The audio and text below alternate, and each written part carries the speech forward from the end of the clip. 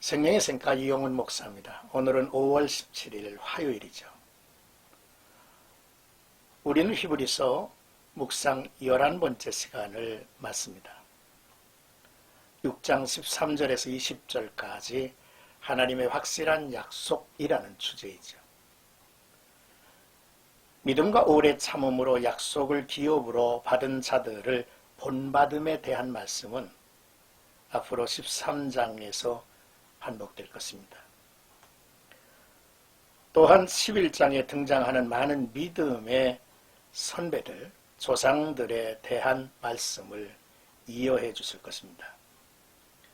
오늘 단락은 먼저 아브라함에게 주신 하나님의 약속과 맹세에 대하여 예를 들어 말씀을 하죠. 먼저 13절에서 15절까지는 아브라함의 믿음을 모델로 제시합니다. 하나님이 아브라함에게 약속하실 때에 가리켜 맹세할 자가 자기보다 더 큰 이가 없으므로 자기를 가리켜 맹세하여라고 말씀을 하시죠. 하나님은 아브라함에게 반드시 복주고 복주며 번성하게 하고 번성하게 하리라 약속하시고 하나님보다 더 높은 권위가 없으므로 자기를 가리켜 맹세를 하셨습니다. 이는 하나님의 일방적이고 종적인 언약이었습니다. 창세기 22장 15절에서 19절을 인용한 이 구절은 하나님이 아브라함에게 약속하신 말씀의 성취였던 100세에 얻은 아들 이삭을 제물로 바치는 대목이어서 의미심장합니다. 그 약속의 궁극적 성취가 이삭과 그의 후손, 바로 예수님을 통해서 이루어질 것이기 때문이죠. 아브라함은 오래 참아 약속을 받았다 했습니다. 그가 늙어 아들을 얻기에 불가능할 때였으나 하나님은 언약하신 대로 아들을 주셨죠. 또한 이 유약한 아들로 인하여 복의 복과 번성케 되고 번성케 되는 축복을 주시겠다고 맹세하신 것입니다. 성도들은 하나님이 주신 약속의 상속자들입니다. 그러므로 약속을 받은 사람들은 아브라함이 그렇게 했던 것처럼 그 약속이 이루어질 때까지 어떤 시련과 고난이 있더라도 오래 참음 가운데 얻어야 될 것입니다. 그러므로 언약 아래 사는 이들은 변함없이 끝까지 믿음으로 인내하여야 할 필요를 깨닫게 하죠. 이제 16절에서 18절은 하나님의 약속과 보증에 대한 이야기입니다. 하나님은 창조이신 자신보다 더 큰 권위가 없으므로 자신을 걸고 약속하시고 맹세하셨다 했습니다. 맹세는 모든 일의 최후 확정이며 보증이죠.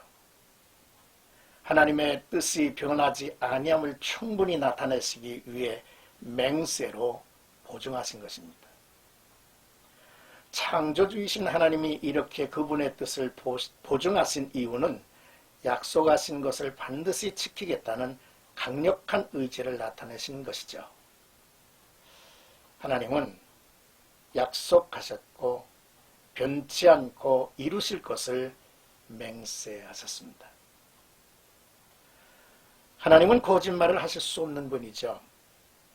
그의 약속과 맹세로 복주고 번성케 하리라는 하나님의 기업을 상속을 받을 자들은 그 소망을 얻으려고 믿음의 피난처를 찾게 되었고 하나님의 약속과 맹세로 안위를 받게 되었습니다.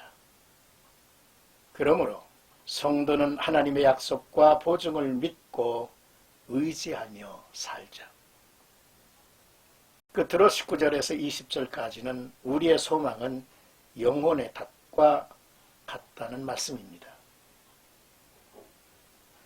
우리가 이 소망을 가지고 있는 것은 영혼의 닷 같아서 튼튼하고 견고하여 휘장 안에 들어가리니 그리로 앞서가신 예수께서 멜기세덱의 반차를 따라 영원히 대제사장이 되어 우리를 위하여 들어가셨느니라 하셨습니다.